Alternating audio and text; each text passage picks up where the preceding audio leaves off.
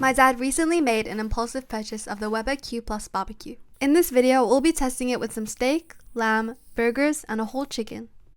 Just a reminder to subscribe if you find these videos enjoyable or helpful, as it helps us create more content. Straight out of the box comes the grill, which my dad carefully moved onto the kitchen counter. Under the lid, we found all the parts we'd need for the grill. First out of the box was two switches for the burners. The Plus switch expands outdoor cooking possibilities, from low and slow cooking right through to high temperature searing. This metal part goes inside the barbecue. Then there was the handle, which can be easily screwed to the grill. To assemble, the metal part clicks into place like so at the bottom of the grill. Then he uses the ryobi to remove the screws from the handle. He aligns the screws with the holes in the grill and then carefully screws them into the handle to secure its place before using the ryobi to fasten the process.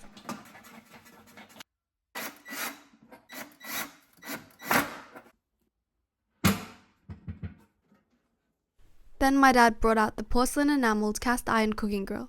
It has two parts which are easily placed in and a total area of 2,064 centimeters squared. The grill comes with a disposable drip tray as well as a metal drawer to hold it in place. The drawer easily slides in and out to the front of the grill. Next, the dowels for the burners are screwed into place, with the grey one at the top and the red one at the bottom. The grill has piezo ignition that provides quick, safe, and convenient barbecue lighting with the click of a button. Here's the gas cable at the back that'll cause my dad issues later down the line. The lid is made from cast aluminium, an easy to clean surface.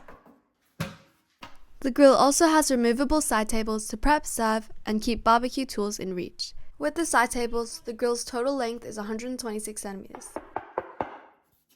You can see here that they snap into place easily. We'll be first testing the grill with steak, lamb, and asparagus. First, coat the steak on both sides with oil. Then coat it on both sides and the edges with seasoning. We use Grill Mate's Montreal Steak seasoning.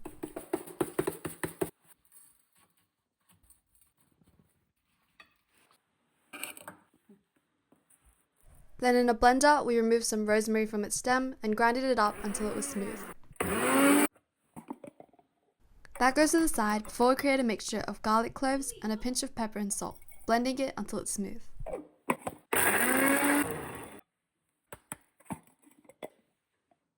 When it's finished, we'll mix it with the rosemary and add a drizzle of oil before mixing it well.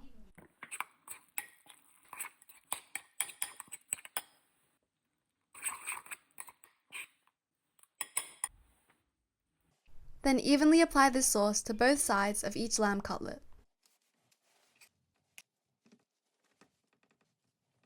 Now it was finally time to grill. The unit fits well outside, measuring 42 centimeters tall, 126 centimeters long, and 50 centimeters deep. It weighs 17 kilograms. My dad tried screwing the gas cable into the gas tank at home, though it didn't fit. He had to make a quick trip to Bunnings before dinner to find a gas tank that was compatible with the Weber. He's learned his lesson and he'll always check the specifications next time. Now that the gas cable was secure, we could finally start grilling. The barbecue was easy to operate, simply twisting the burner dial and pressing the ignition.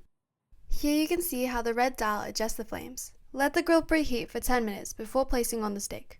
The barbecue has a maximum temperature of 315 degrees Celsius. We grilled the steak for 10 minutes in total, flipping every 2 minutes. Though how long you want to cook it for varies, depending on how cooked you want your meat to be.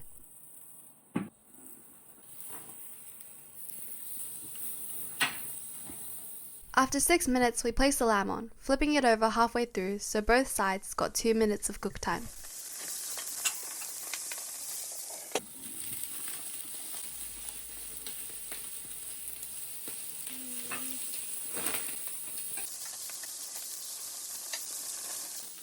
Then in the final 2 minutes, we placed the asparagus on to grill. After that, it was finally ready for plating, and the smoky scent was filling up the entire backyard.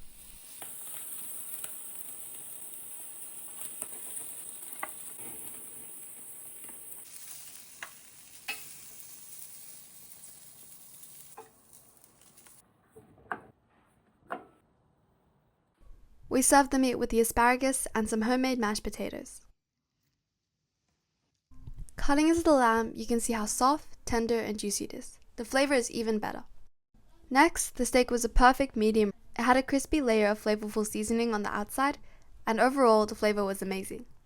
The meal was easy with the barbecue, and I'll definitely be requesting it again. The next thing we'll be testing is some fresh cheeseburgers. We'll use the slicer my dad bought to achieve some thin tomato and onion slices and shredded the lettuce.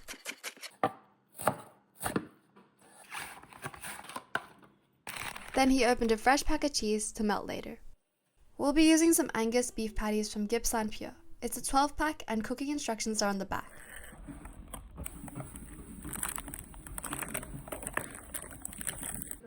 Before cooking, preheat the grill for 10 minutes on high heat. This time, we'll be using the side table to hold the ingredients.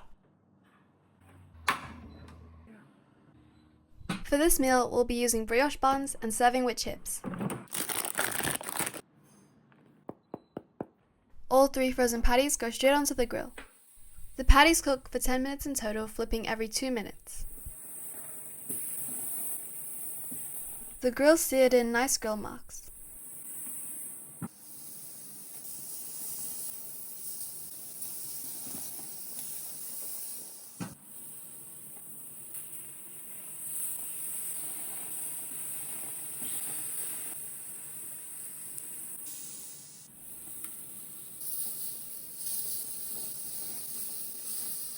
After the final flip, the cheese was placed on top of each patty to melt.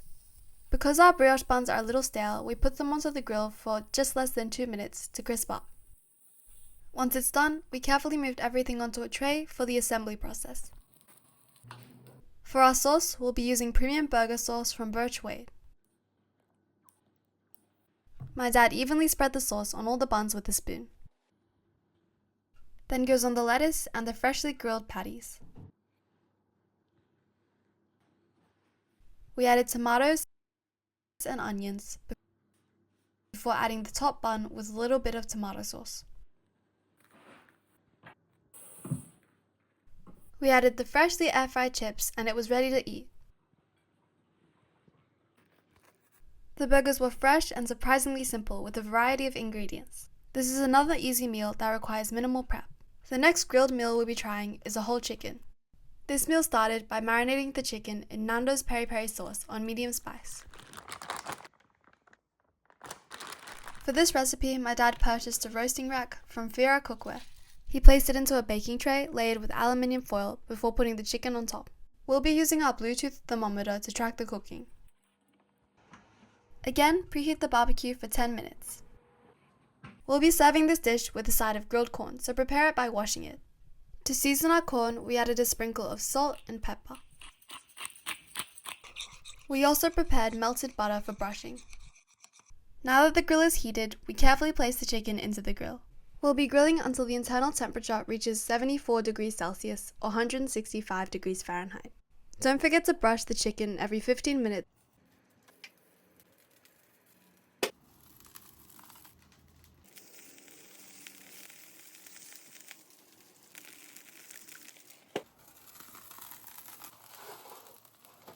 When there was an estimation of about 10 minutes left, we placed the corn in the grill. The corn was grilled for 10 minutes in total, rotated and buttered every 2 minutes.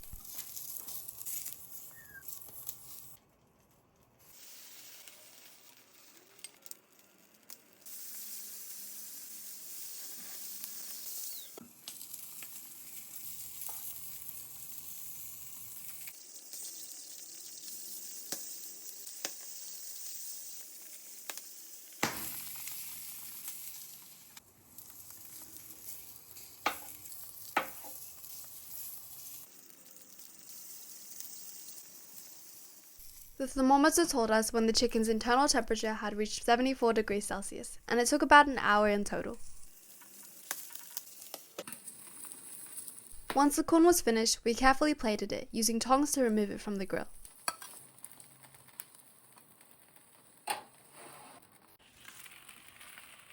Once the chicken was finally done, my dad used a pair of oven mittens to bring it into the kitchen and let it cool. We poured out the juices from the inside before serving it with the corn and some more Nando's peri peri sauce. This was some of the best grilled corn I've had in a while, and the charred edges were especially good. Just from cutting it, we could already see how juicy the chicken was. It was juicy, tender, and paired well with the sauce. So far, the BBQ barbecue has already provided us 3 amazing meals, and we'll be sure to test more in the future, as well as in the next video we'll be doing a cleaning process. Please subscribe and keep track of our videos.